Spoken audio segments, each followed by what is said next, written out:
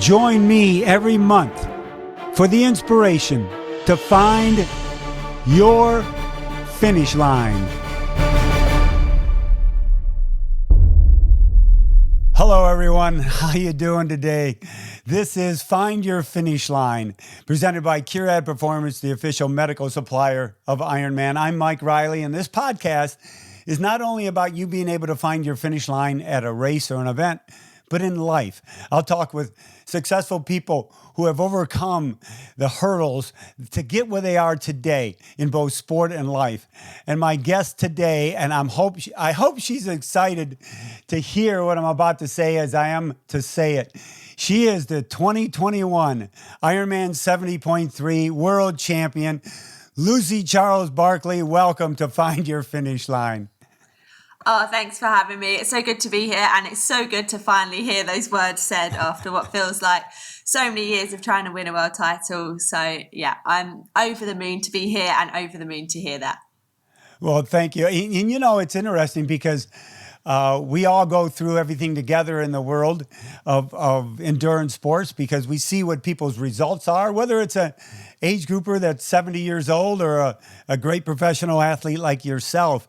And when you attain something that you've been trying to attain for so long, it almost seems sweeter, doesn't it?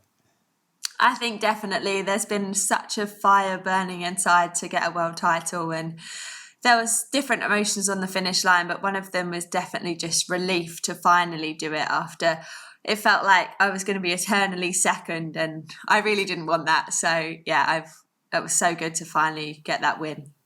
Well, before I jump into a lot about that race and your background, I first have to ask, how's Lola doing? Yeah, Lola is really good. She gets to stay with my parents when we go away, so she has been very, very spoiled, but I think she's very glad to be back with us now. Well, Lola is Reese's and Lucy's Jack Russell. So I'm surprised you don't travel with her. I would definitely travel with her. We did take her to Lanzarote once, but she wasn't allowed in the actual cabin with us. And it's quite an ordeal to put a small little dog in the back of a plane. So yeah, if we could travel with her on our lap, she would definitely come everywhere with us. Well, the Riley family has always been a dog family, and I know that's what you aspire. I think I heard once you say that after you retire, you'd have dogs all over the place. Definitely. We love dogs. I think both Reese and I grew up with dogs, and we said that we'd love to rescue dogs when we're done with triathlon. So we might have our own little dog sanctuary and rescue lots of different ones. I love it. Well, let's talk about St. George, Utah. They call it the land of endurance, which I think is very cool. It's a great moniker for them. If you sat down, Lucy, before the race, and you know what kind of shape you were in, you know what you did and how you sacrificed and prepared and trained.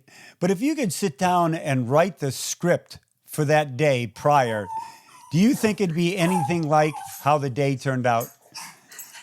Sorry, Lola was crying in the background. I know, I love it.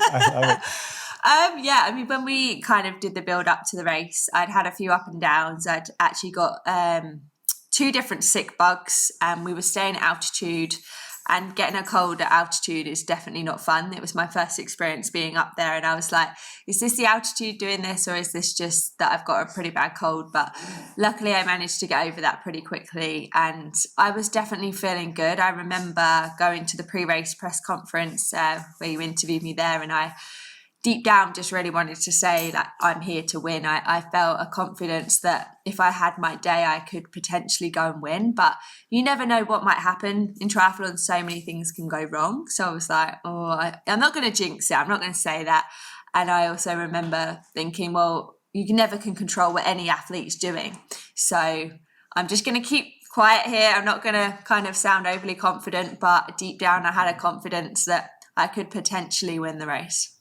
Well, I have to tell you, you're talking about that press conference because I kind of thought that was going to come out of you. I kind of thought that that's what you wanted to say. And then we went to our guys, Gustav and Christian. That's all they talked about, how they discounted the rest of the field, for goodness sakes.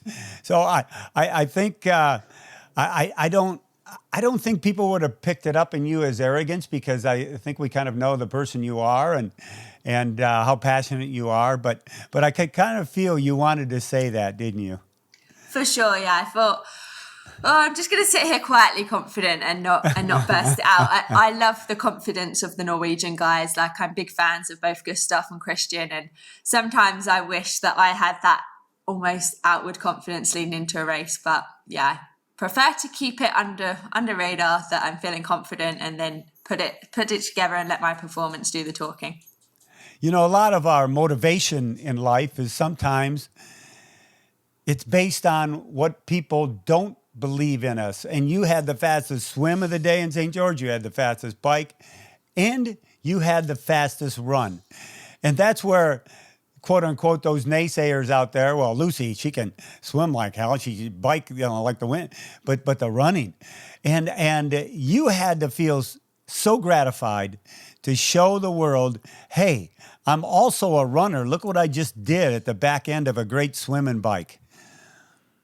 Yeah, the run was definitely the part of the day that I'm most proud of, I think. Like, so many people have had a question mark about my run, and deep down I knew that I could run. I do some amazing running in training, and I think for the last 2-3 years I've been really confident about my running in training, but what I've been able to produce in training has never fully come across in a race. And it's always been frustrating because people are like, oh, well, like you said, she's so strong on the swim, she's strong on the bike, but her run lets her down a bit. And I was like, I know I've got this run in me, and I can't wait for the day where I can finally show it and put the whole day together. And that definitely happened in St. George. It just was one of those days where everything just came together. And that run, I just felt so controlled on that run at the end as well. And that was the biggest takeaway, was that it's not an easy course in St. George. It's tough with those hills, but I just felt very consistently strong, and it was nice to be running, obviously, with a comfortable lead. I think that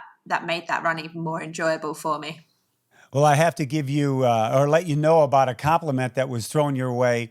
I was at the hot corner, standing there announcing, and along with me was Mark Allen and Dave Scott, who kind of know a little bit about running.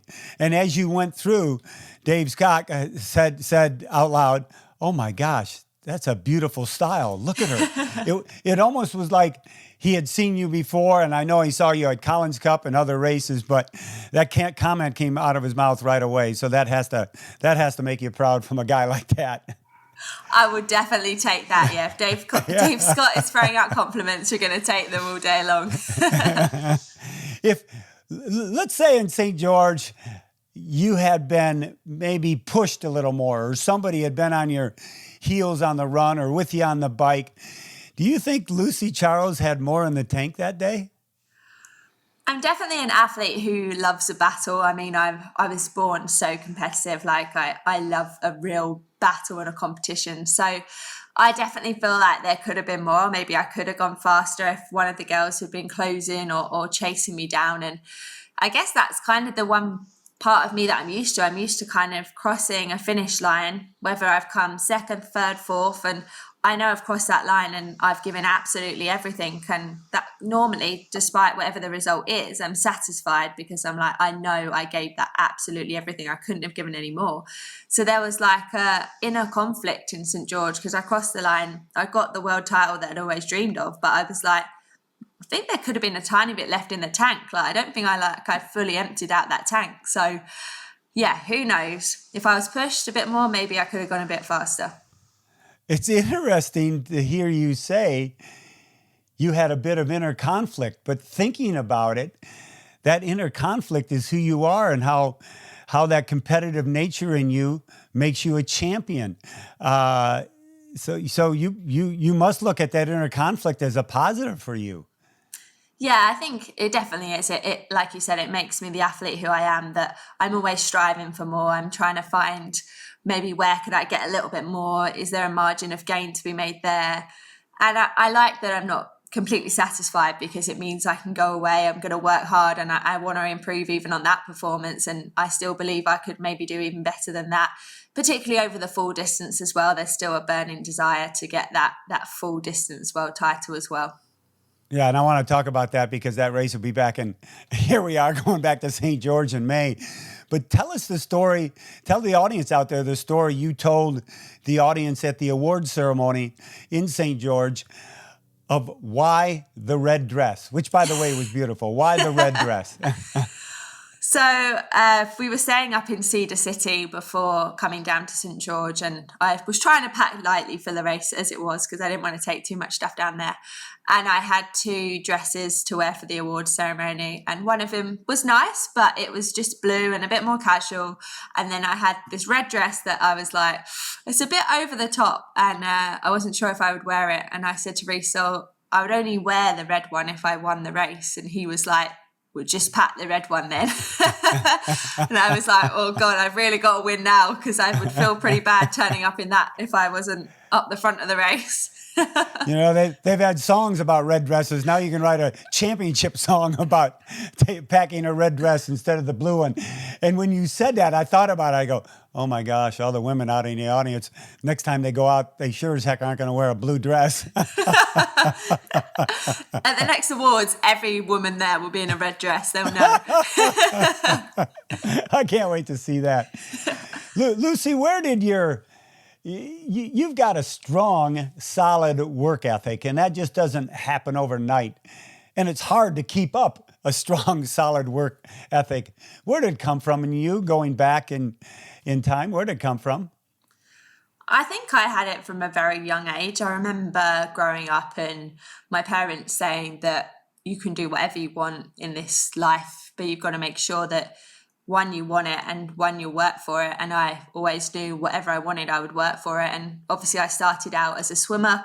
My goal, even as a 9-year-old, was to try and make the Olympic team. And even as a 9-year-old in the pool, I outworked every single person in that pool. And I think I was probably the only 9-year-old that wanted the 200 butterfly to be my event, because I was like, that's the hardest event.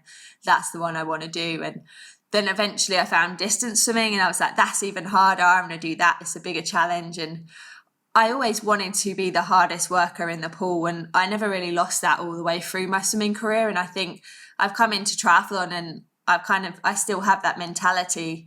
And actually the one thing that drives my husband, Reece, mad is that I always don't think I've done enough. I always think, oh, I could have done more. I could do more. And he's like, You couldn't have done more. You did everything. Like, you've worked non-stop. So slowly I've believed that I've done enough. And I think leading into St. George, I believed I'd done enough. I knew I'd worked harder than I'd ever worked. I'd kind of rode the hard times when I was sick, and when I didn't feel great, I still managed to get through them. And we were up at altitude and we were taking the risk. And I was like, I really do believe this will pay off, and that I just have worked harder than anyone could have worked. And yeah, it did pay off.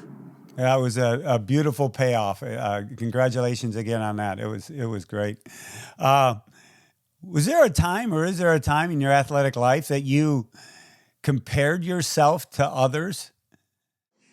Yeah, definitely. I think, especially in the kind of era that we live in at the moment with social media, it's so easy to compare yourself to other athletes, but you're always only seeing like the best side of what's going on. So you never really know what might be going on behind the scenes. It may look like an athlete is absolutely crushing it in training every single day, but I mean, realistically, we're all going to have a rest day at some point, but people don't often share their rest day. They just share the greatest day of training that they might have every now and again. That will always get shared. So I've kind of definitely learned, probably in the last year, to just focus on myself, and that's kind of brought a lot more enjoyment back. I've definitely been more satisfied with how I've been doing, and even myself, I'm guilty of only really sharing the good things. I don't often share when I'm suffering or things like that, when I'm struggling. So you can kind of understand that all the other athletes are going to be the same, and you don't really know the struggles that they're going through. So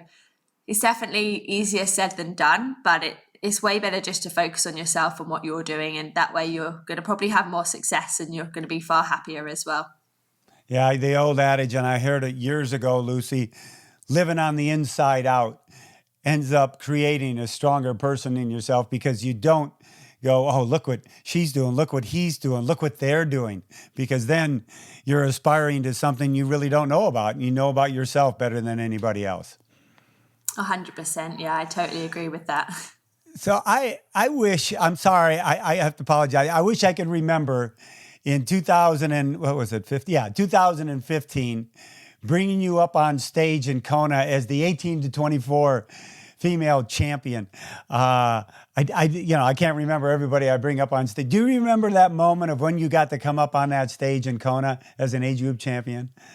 Oh, yeah, I definitely remember that. It was such a special day because obviously it was my first time on the island as an age grouper.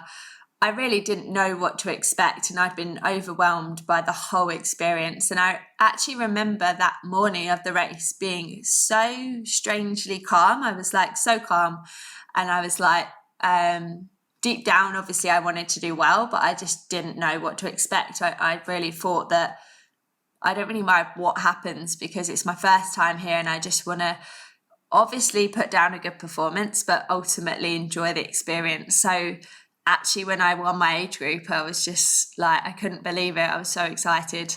And I do remember going to the awards ceremony and just like feeling on top of the world. And yeah, it was brilliant. It was definitely, apart from probably my first time there as a pro, it was definitely one of my favorite experiences on the island. And so many times when I brought up the 18 to 24 and even the 25 to 29 age groupers, I always tell the audience, you never know. We could have future professionals out of these age groupers right here. And it happens so many times. So congratulations. You turned pro. Was that race the reason why you turned pro the next year?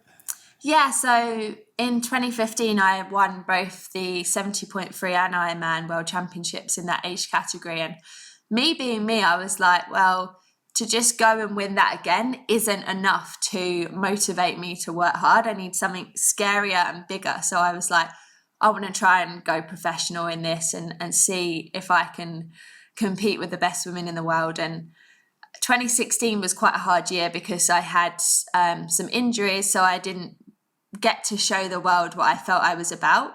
But then obviously 2017 was a real breakthrough year, and that blew my mind more than winning obviously the age group titles, how 2017 went. So that will probably always be one of the most special years for me. So was that, you think looking back, is that one of the most emotional finishes you've ever had? Yeah, 2017 was so unexpected for me. So I'd gone to Club La Santa in Lanzarote and I'd done a really good 8-week block of training, but I'd actually had an injury in my hip. So I basically didn't run for the entire camp. I did my first run off the plane there, and my hip didn't feel great. And I remember every day saying, oh, maybe it'll go tomorrow.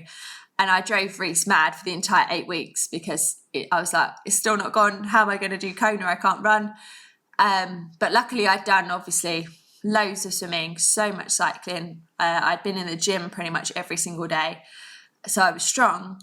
And I remember landing on the island and it was like magic. Like I was like, my hip, it feels fine. And it probably was where I'd had a couple of days rest from traveling and just chilled out a bit. And then my hip was fine. And I remember every day feeling a bit better on the run. And I was like, okay, I know I will finish now. Whatever happens, I will finish this. And I was like, top 10 would be an absolute dream. And then to come away with second, I just could not believe it. And it's definitely probably the most emotional I've been on a finish line. Maybe second to St. George now. But it was such a special moment. Hold on, everyone. We'll be right back after a message from our sponsors. Even after 40 years on the microphone at thousands of events, welcoming hundreds of thousands of athletes to the finish lines, I am still in awe by the incredible endurance of each and every athlete and what you display. The physical exertion, the sweat, and the challenges you put your body through deserve a level of support that match your dedication. As the official medical supplier for the IRONMAN US Series, Keri-Anne Performance Series lineups of wraps, tapes, bandages, supports, and braces give you, the serious athlete, and weekend warriors alike, the optimal support needed to keep moving, including new far infrared kinesiology tape technology, which reduces energy made through body heat, back to targeted areas to help you heal faster and enhance performance. So don't you let sprains and muscle pain hold you back. Recover smarter and shop the entire Keri-Anne Performance Series on Amazon. Talking about Reese, it's got to be, you know, you guys are great partners. You've been together a long time. You train together. You work together. Reese coached you for a while. And it's got to be a pretty special bond to be able to be with someone that's going to tell you like it is, and then also support you the way you need to be supported. Yeah, definitely. Reese and I met as swimmers, so we've been together about 10 years now. And we went through a lot of hard times as swimmers. It was super high pressure environment and there was lots of ups and downs. And then we found triathlon together and we kind of ventured into this crazy world of Ironman. And Reese had a sports science degree, so he had all the knowledge, he would do all the research. And I wouldn't have finished that first Ironman if it wasn't for him, because I didn't even think about things like, oh yeah, you might need to eat and drink during this event. And we learned that you couldn't do it on a mountain bike, which we first thought that we would do it on a mountain bike. So we soon invested in a road bike and then eventually upgraded to a TT bike about 2 or 3 weeks before the event, which was super last minute and I wouldn't recommend doing that. But, Yeah. But we've made it to this point here, and yeah, Reese has definitely been, I couldn't do it without him. Like just the fact that he's there day in, day out, seeing what I'm doing. Like he said, he will tell me exactly how it is. He's not going to like sugarcoat anything, and I can always trust him to tell me exactly, not always what I want to hear, but exactly what I need to hear. And yeah, I trust him 100%. And actually this year we started working with Dan Lorang as well. And he's been a really great addition to our team. And I almost see it as now I have 2 amazing sets of eyes looking at what I'm doing, which is always better than one. And yeah, I think that's probably going to be a really good partnership going forward. It's already had a world title this year. So yeah, I'm excited to see what we can achieve as a team. So many, as you know, Lucy, so many people in triathlon age groupers, there's trepidation about getting in the water because people just don't have that swimming background. They become triathletes. Oh my gosh, I got to go swim. And so everybody's always scared about that. But you grew up a swimmer. You grew up being one that just loved the lane lines, you know, and getting that done. And the aspiration of being on the Britain's Olympic team. And you've gone through that cycle a couple times. And that's been a real big desire of yours, isn't it? It's got to be bittersweet because you've wanted to be on that team and you haven't. You've been so close. Why do you think the Olympics have such a draw for Lucy Charles? I think I remember being probably about 8 years old and watching the Olympics and thinking I really want to do that. That's where I want to go with sport. So growing up as a swimmer, it was always about the Olympics and chasing that Olympic dream and coming so close in swimming. And then I just knew I couldn't do another 4 years after 2012. It was like the dream to be at the home Olympics. And I came within touching distance, and then to not get it was really, really tough. And by that point, I was definitely losing the love of swimming. It is such a tough sport, like morning and night swimming, following that black lane line, and limited social interaction because you can't speak when you're underwater. So yeah, it can be a pretty solitary sport, and it really is a grueling sport. So it's taught me so much about how to train, how to be an athlete, and you definitely get an amazing work ethic from being a swimmer. But then when I found triathlon, I was like, this is the best thing ever because there's free sports, there's variety. You can actually communicate and talk to people whilst you're cycling and running. So it's a much more social sport. And there's so many different ways to improve and things to improve on. So you feel like you can always progress because there's something that you can work on that maybe is a weakness. So that was the biggest draw for triathlon for me. And also because I'd lost the love of swimming and the fun part of it was taken away. That was something that Reese and I always stood by when we came into triathlon, was we needed to keep it fun and keep it enjoyable. So even now at the top level in triathlon, we still make things fun. We have a laugh. We don't take things too seriously all the time. And actually, I would say that's where a lot of success has come from, because we're just having such a great time together doing what we love doing. That's beautiful. And so many times when I hear pros and age groups talk about excuse me, of age groups talk about peaking for that certain race like you did in St. George. Is there one running or cycling workout, maybe, I don't know, a week, 10 days before, where you say to yourself, I'm there? Does that always happen for you every race, where all of a sudden you go, oh my gosh, I think I'm really ready? Yeah, so I think it varies quite a lot. I used to always do one of the same run sessions leading into an Ironman, which was like a nearly 36-kilometer run on a treadmill, and it had 3 5K efforts in the run. And even the thought of doing that now, I don't think I'd want to do that right now. But definitely, if I nailed that session, I knew I was in shape to do a really good Ironman. But actually, I feel like this year's been very different. I haven't done anything that I would consider like a super heroic type of workout. I've just been really consistent with what I've done. And I can remember back to some of the sessions I did probably about a month or 6 weeks out from St. George, where I was doing some really long continuous track running sessions and just running at speeds I'd never ran before. And I was like, I think something good is going to come after this. Like I really feel like I'm in probably the best shape of my life. But then I looked back at what I did in training, and I definitely didn't do some of the silly big sessions that I do before. I just kind of consistently ticked away. And I think that is the best way to do it. You don't have to do these stupid sessions that then put you in a hole. All you actually have to do is just consistently work.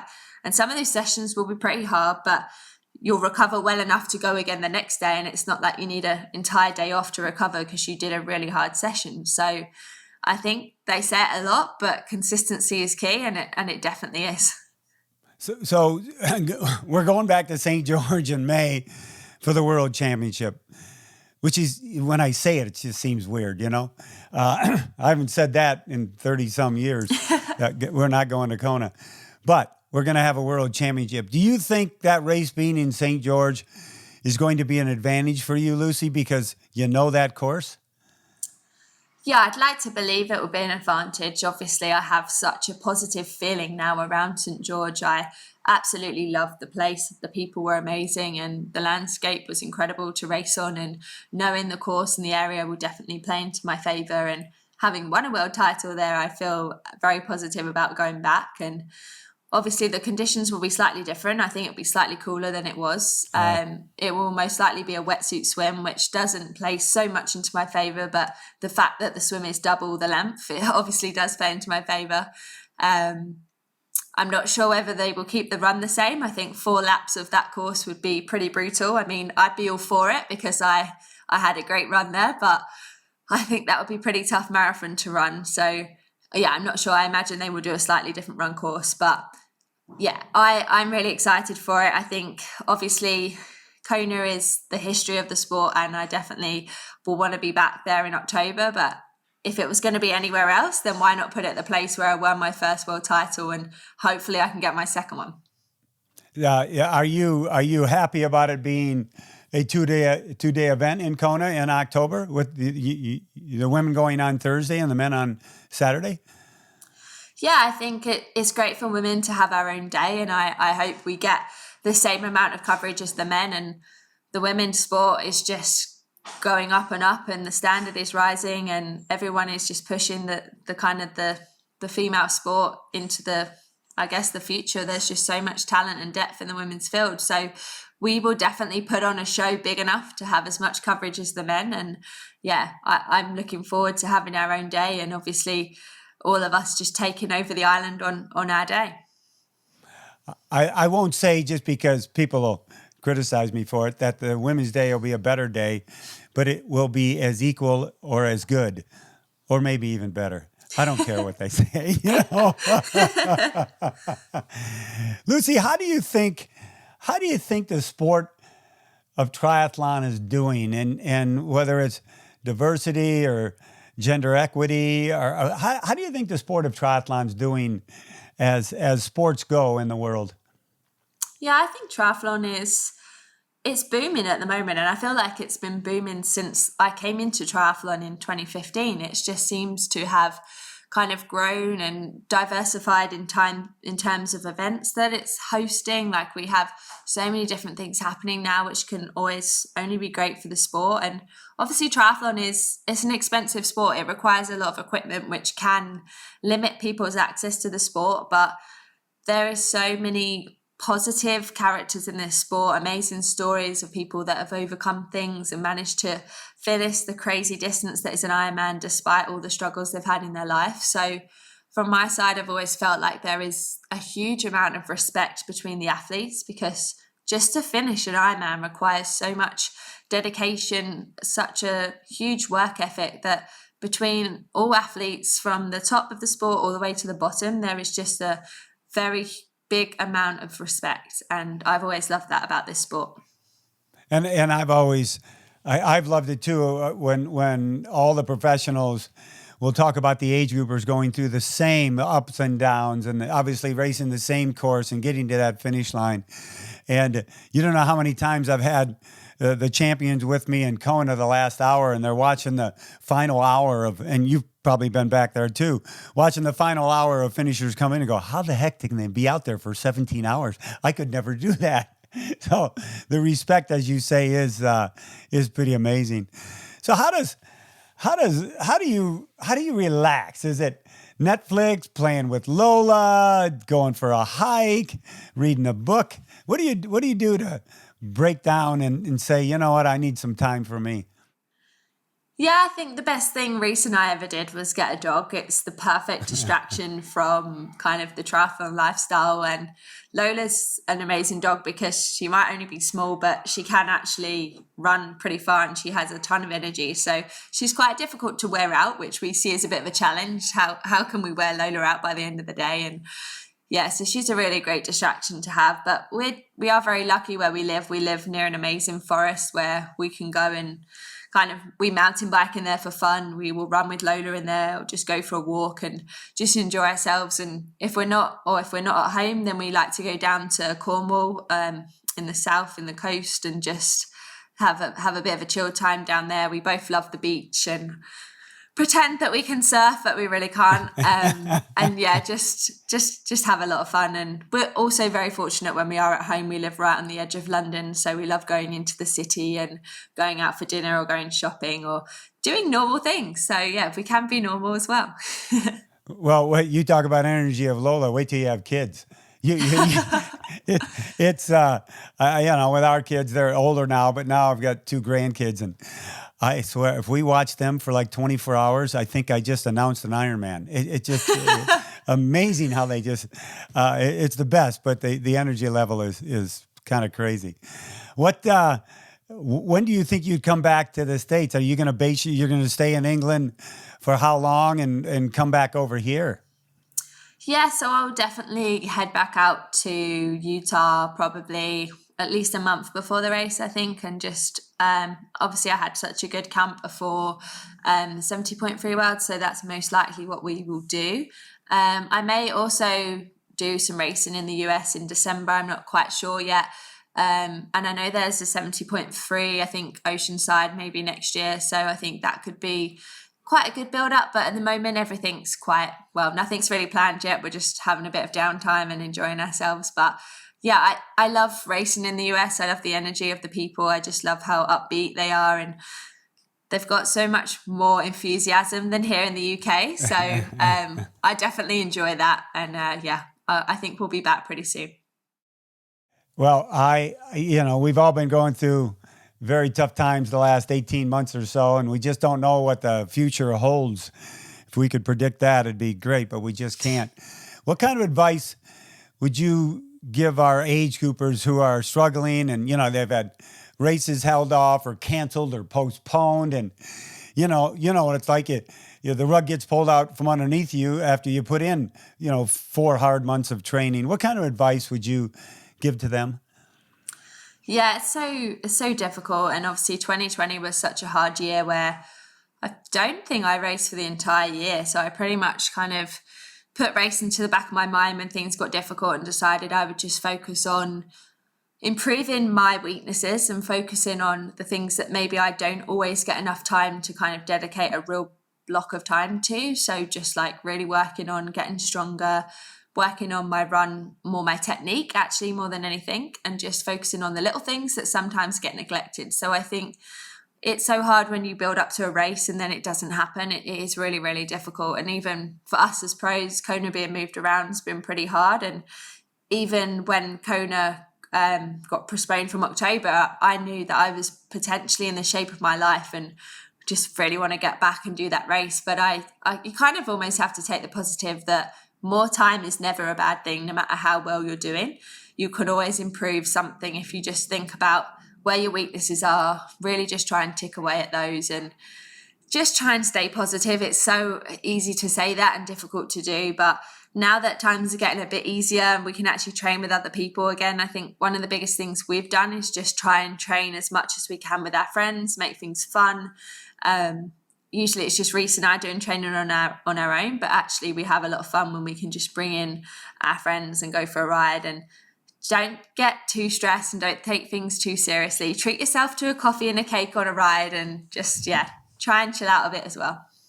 Coffee and cake, there's nothing better. The comfort drink and comfort food. Let's say it's 10, 15, 20 years from now. What do you want to leave behind that will inspire people? What would you in kind of a legacy thing, would you want people to think about Lucy and their thoughts? What would you want that to be? Yeah, I hope that I will have inspired people to get into triathlon, or if it's not triathlon, then just something that they find would be a challenge. So even if that's going and running a 5K and you think that's the biggest challenge, then just trying to push yourself out your comfort zone to give it a try, because this was like, Ironman was just a challenge for us. It was a scary challenge, and now I've ended up having an amazing career already from it. So I hope that I can inspire other people to push themselves out of their comfort zones, and particularly young women, if I can get them into sport. And I do try with things like my battle braids, trying to get other young girls to braid their hair and get into doing different events. So yeah, I just hope that also it comes across that I just am a completely normal person. Like I had a background in swimming, but I had a very normal upbringing and I wanted to be an athlete from quite a young age, but I didn't get into triathlon until very late. So I think I was 21 when I did my first triathlon. So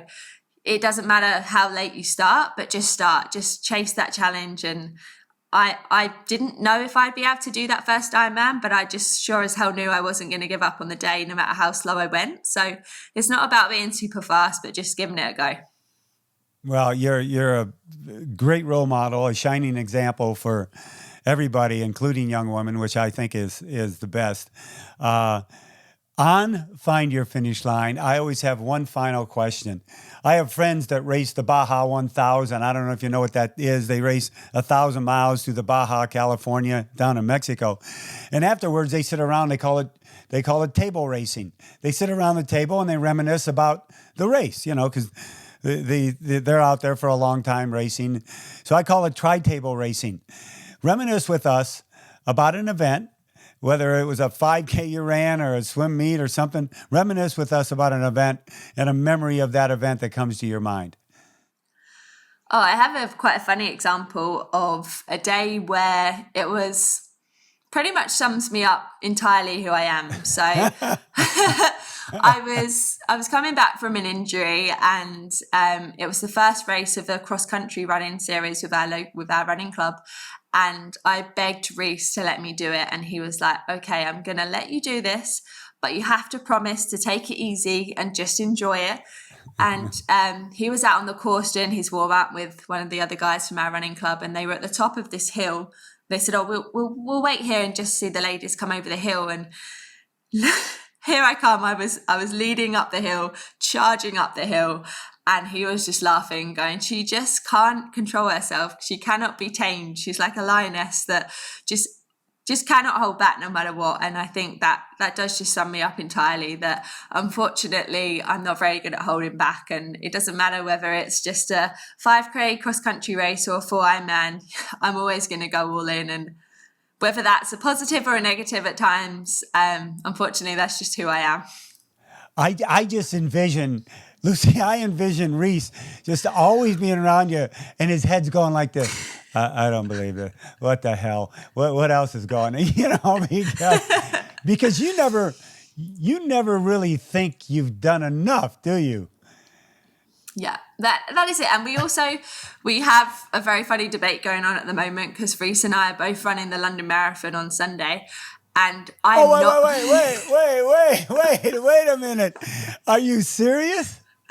Yeah, so we're both down to race, and I'm only allowed to do it if I go easy. And everyone is messaging me going, but that's not the Lucy Charles way. Like, Lucy doesn't do anything easy. So I've got Dan telling me I'm only allowed to do it if I go easy. So we shall see. Reese actually gets a 10-minute head start on me, and he was like, don't make me look behind me and you be there. You'll be in so much trouble. So I'm going to try and go easy. I cannot wait to see that result. Well, have an easy day out there. I'm going to try and just enjoy it, soak up the crowds. I think it will be amazing that the marathon is back in London. So, yeah, I'm just excited to be out there. Well, Lucy, this sport needs your smile. It needs your attitude and your passion. And I, on behalf of everybody out there, thank you for that, because it's a pleasure to be able to know you and bring you into the finish line and tell the world what you are. So thank you for that, and many more to come. Oh, thank you very much. It's been great chatting to you, Mike. You too, Lucy. Take care of yourself. Have a great day. All right, everybody, that is it. Another edition of Find Your Finish Line presented by Keri-Anne Performance Series, the official medical supplier of Ironman. If you like the podcast, please subscribe to it. Leave us a review and let us know how we're doing. We've been doing it since, the last 4 or 5 months. It's been going very well, and I'm happy with all the response, and thank you very much for your support. So remember, if you want to be a champion, all you have to do is do the hard things. Don't run away from them. Run to them, and you'll become a champion. Take care of yourselves, everybody. And as always, my warmest aloha.